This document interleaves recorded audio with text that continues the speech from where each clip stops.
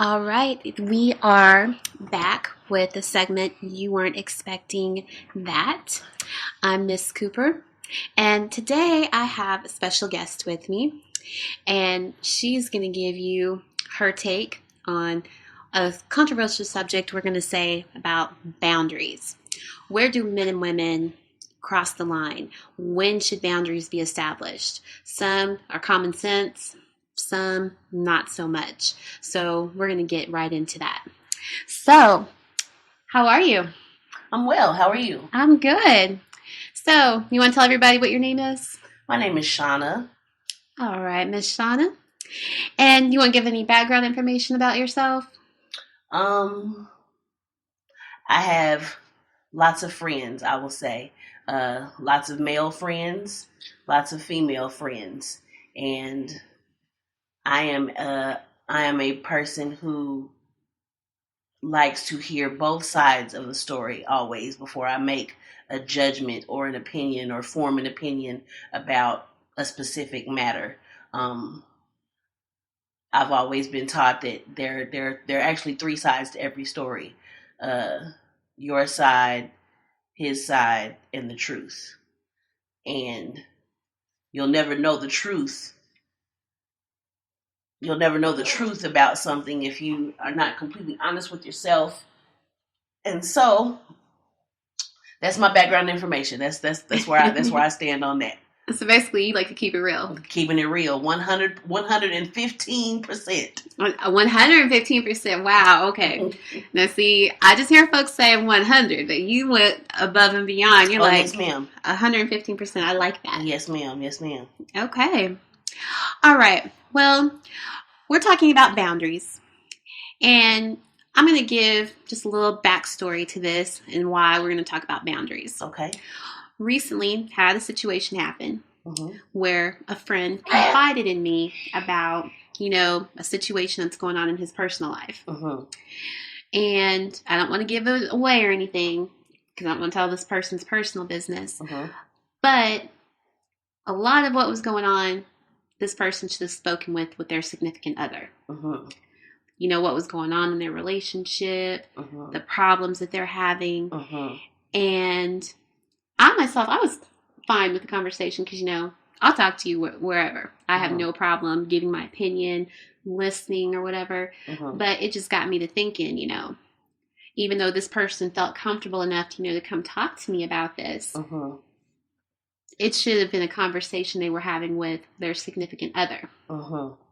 So, like, for example, a man, he's unhappy in his relationship with his wife.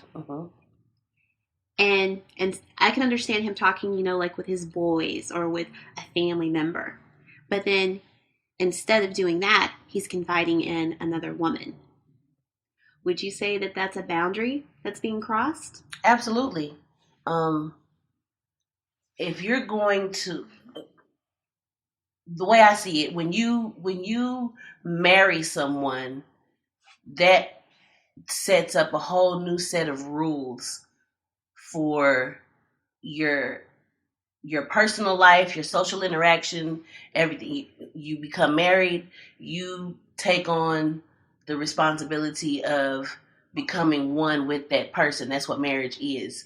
The person becomes your best friend. The person becomes your confidant. That person is your lover. That person is your brother. That person is your sister, your mother, your daddy. Y'all are one.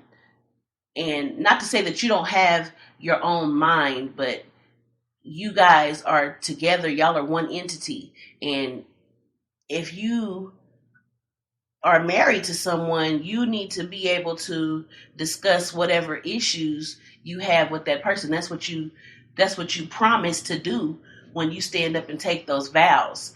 I would say that it's very inappropriate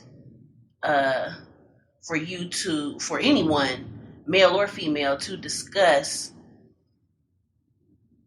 the intricacies of their relationship with an outside person, especially with, okay, I have a question. Was the person that was doing the discussing, was he or she discussing this with another person who was married, or was the other person not married? They were not married. And no. How you gonna get advice from somebody who's not even in the same type of relationship as you? How you gonna confide in someone who's not living the same type of life as you?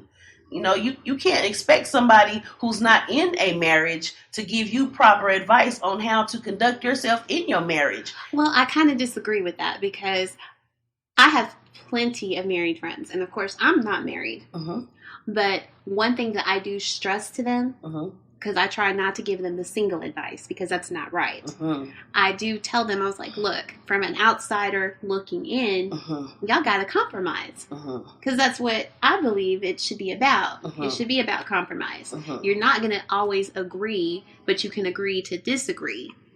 But it just depends on, what's going on. That's what I always tell them. Try to compromise.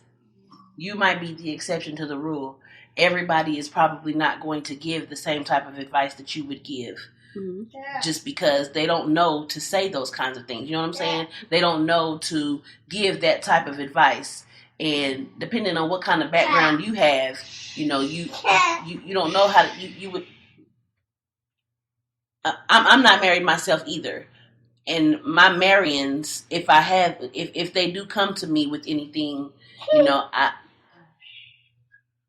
I don't feel comfortable, I will say. I don't feel comfortable giving them advice because I'm not married. I can say what I think it should be, or how, what I have seen it to be, but unless I've actually gone through that experience myself, I don't think that it's proper for me to give them advice on what they should be doing to keep their marriage happy and alive. You understand what I'm saying? And like I said, you might be the exception to the rule, because you might not think that what you're saying is improper, or you might not, you could be lightweight hating and not even intentional. You could be lightweight hating because, you're not married. So how do you know that what you're saying is the right thing? You don't wake up and go to sleep with the same person every single day. You haven't walked in their shoes. So I guess we might have to agree to disagree on this. I don't feel comfortable. Cautious. Yes, I'm not comfortable with telling somebody who's married what they need to be doing. And I don't think it's right for him or her to discuss, like I said, the intricacies of their relationship with someone who is not married.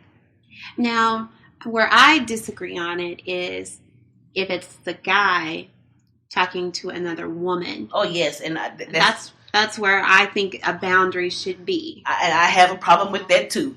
You don't need to be talking to if you are a man and you are in a relationship, if you are married to a woman and you are discussing your relationship with another woman, that's what is the word I'm looking for? That's emotional infidelity. Thank you. You might not be physically cheating, but you're cheating. Emotionally. Yes, you are cheating. And I'm going to say this because like I said, I have too many friends who on both ends.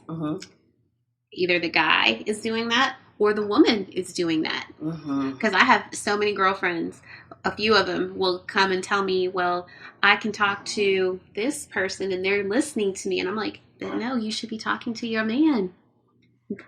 But he won't listen to me. Well, I'm like, well, you need to make him listen. Yeah. Well, same goes with a woman. I mean, the guy needs to try to get her attention. She's feeling emotionally disconnected, which is why she's probably out doing what she's doing. Because women do stuff more on emotion than anything. It's always good to communicate. And when I say communicate, I mean you should talk until you're blue in the face. You have to make sure that whatever it is, whatever information you have in your mind, in your brain, when you speak that out to someone, you need to make sure that they understand that. And if they don't understand, you find a way to make them understand. You keep talking and keep talking and keep talking until you get it worked out. That's what communication is. And when you marry someone and you take on that other person, like I said, that should be your best friend. If you can't communicate with your best friend, then there's a problem. And in order to fix the problem, you should. I think it would behoove you to go and find maybe the minister who married you, or seek some sort of mediator to help you be able to talk out whatever it is you need to talk out. At the same time, not separately, like where the other person does not know. Because that's what causes problems. If I would just say for me, if it were me and I were married and my husband was talking to some other female about what's going on in our house, I would be pissed. Because why you didn't come ask me? Why you didn't come tell him? Why didn't you come talk to me? I'm your wife. Yes. Who is this other heifer? What